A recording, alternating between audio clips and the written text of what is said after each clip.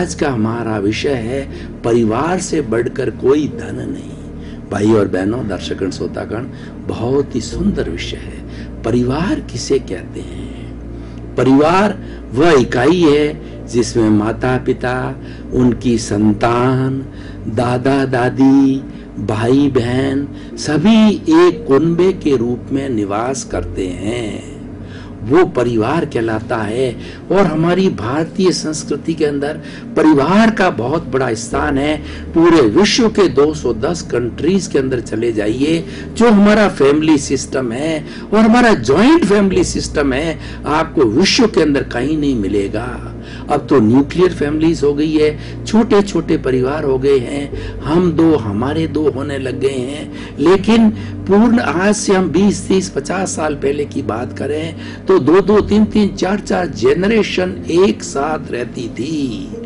दादा, परदादा और पोता 3-3, 4-4 जनरेशन एक साथ एंजॉय करती थी। वहां संस्कार चलते थे, वहां छोटे बड़े का कोई ख्याल नहीं होता था, सभी बड़े आनंद के साथ रहते थे, किसी को कोई टेंशन नहीं रहता था, क्योंकि 100 लोगों के बीच के अंदर वो तनाव जो है बढ़ जाता था, वो दुख बढ़ जाता था। और आज क्या है, कमाने वाला एक, ब्याह शादी में जाने वाला एक, और कोई भी किसी की यहाँ जो है शोक संदेश है तो जाने वाला एक, बीमार पड़ता है देखभाल करने वाला एक ही व्यक्ति चारों तरफ रहता है। तो कोई छोटी मोटी तकलीफ आती तो बड़ा भारी टेंशन में आता है। इसलिए न्यूक्लियर फैमिली वाला व्यक्ति एवरी टाइम 24 आवर्स टेंशन में रहता है। कभी आर्थिक कमी आ जाती है, कभी बिजनेस की कमी आ जाती है, बैलेंस नहीं होती है, क्योंकि बैलेंस कौन करे। और संयुक्त जीवन में हर चीज ऑटोमेटिकली बैलेंस हो जाती है। मैं आपको हमारे राजस्थान के कुछ उदाहरण बताऊं कि सैकड़ों सैकड़ों वर्षों तक लोग कैसे जीते थे। मान लो 4-5 भाई होते थे तो उनके बुजुर्ग माता पिता होते थे, वो गांव में रहते थे, क्योंकि गांव की आब हवा अच्छी होती है और गांव का वातावरण अच्छा होता है, वहां पीस मिलता है, सुकून मिलता है। और बुजुर्ग को और क्या चाहिए? बुजुर्ग तो एक अच्छी जिंदगी जी लेता है, तो उसको अंतिम समय के अंदर शांति, ईश्वर प्राणिधान और अच्छी कंपनी, अच्छा वातावरण, अच्छा स्वास्थ्य चाहिए, वही स्वर्ग होता है।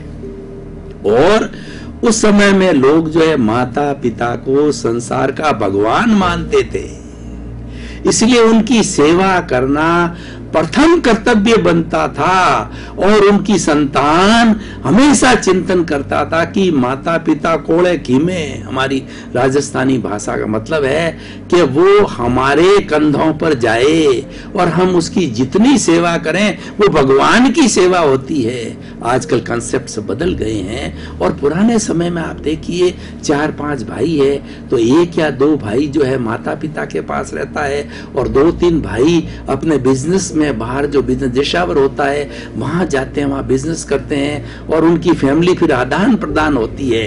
कोई फैमिली एक लक्ष्य होता था कि वो फैमिली माता पिता के पास, मान लो 3 भाई है तो 4-4 महीने रहेंगे, 4 भाई है तो 3-3 महीने रहेंगे। एक माता पिता एक ठिकाना था, एक बहाना था कि उनके पास जाना है। और उस बहाने उनके अंदर क्या है कि वो टेंशन फ्री जीवन होता था। माता पिता के पास में जब वो आते थे तब वो सारे, देखिए जिस घर में बुजुर्ग होते हैं तो पुराने, चाहे शादी का निमंत्रण देने के लिए बात हो, चाहे मौत की बात हो, चाहे कोई भी सुख दुख बांटने की बात हो, तो आज भी हमारी परंपरा है भारतीय संस्कृति में, बड़े के पास जाते हैं, एक को निमंत्रण दे दिया तो उसके सारे बच्चों को निमंत्रण मिल जाता है, क्योंकि बच्चे जो उनकी आज्ञा में रहते हैं।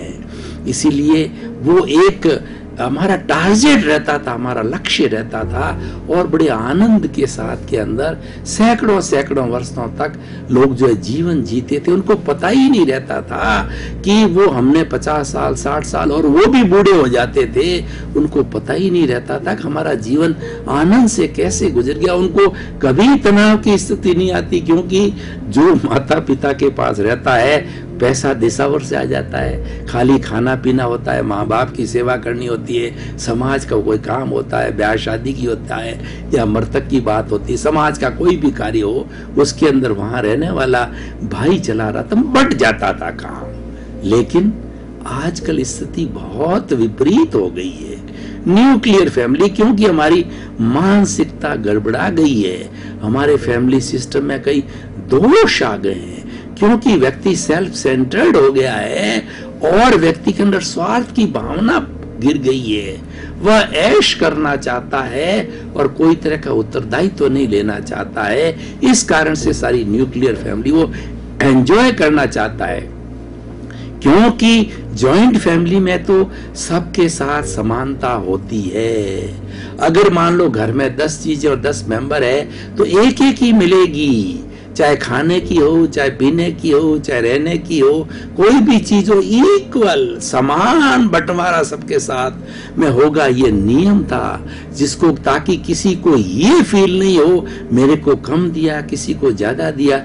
पुराने बुजुर्गों को देखिए, 5 बेटे होते थे, 5 बेटों के वो प्लॉट पास खरीदते थे और पांचों के एक जैसे मकान बनाते थे और पांचों भाई एक जगह रहते थे, ताकि कि उनका जत्था हो, ताकि कि जो उनका एक संगठन हो और लोगों को लगे कि ये बहुत अच्छी फैमिली है। संगठन वाली फैमिली, यूनियन इज स्ट्रेंथ, वो संगठन बहुत काम देती है। तो उसके अंदर पांचों भाइयों के जो बच्चे होते हैं, उनकी ब्याह में, शादी के अंदर, उनके एंगेजमेंट में कोई तकलीफ नहीं आ जाती, ऑटोमेटिकली होता है।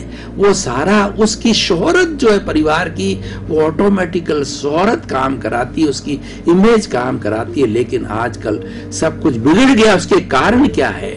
उसका सबसे बड़ा कारण है सहनशीलता की कमी।